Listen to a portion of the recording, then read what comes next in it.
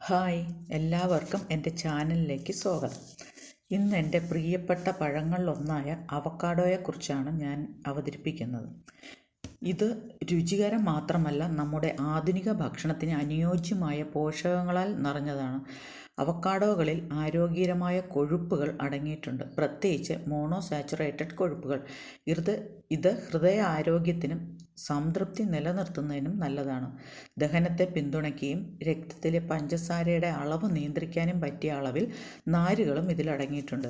Vitamin K, vitamin E, vitamin C, നിരവധി B ജീവകങ്ങൾ എന്നിവയാൽ സമ്പുഷ്ടമാണ്.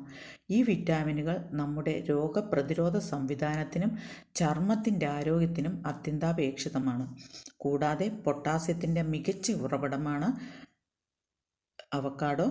ഇത് രക്തസമ്മർദ്ദം നിയന്ത്രിക്കാനും പേശികളുടെ പ്രവർത്തനത്തിനും സഹായിക്കുന്നു.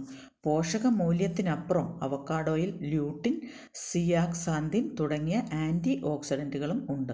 ഇത് കണ്ണിൻ്റെ ആരോഗ്യത്തിന് ഗുണം ചെയ്യുകയും പ്രായവുമായി ബന്ധപ്പെട്ട നേത്രരോഗങ്ങളുടെ സാധ്യത കുറയ്ക്കുകയും ചെയ്യുന്നു.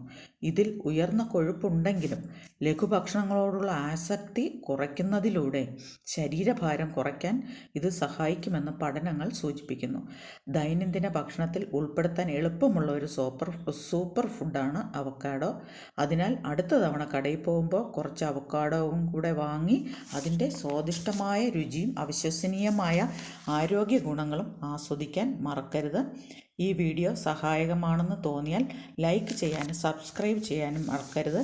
Salad, smoothie, pasta, avocado oatmeal, bread toast എന്നിവ പല റെസിപ്പികളും നമുക്ക് ഇതുമൂലം ഉണ്ടാക്കാൻ പറ്റുന്നതാണ്.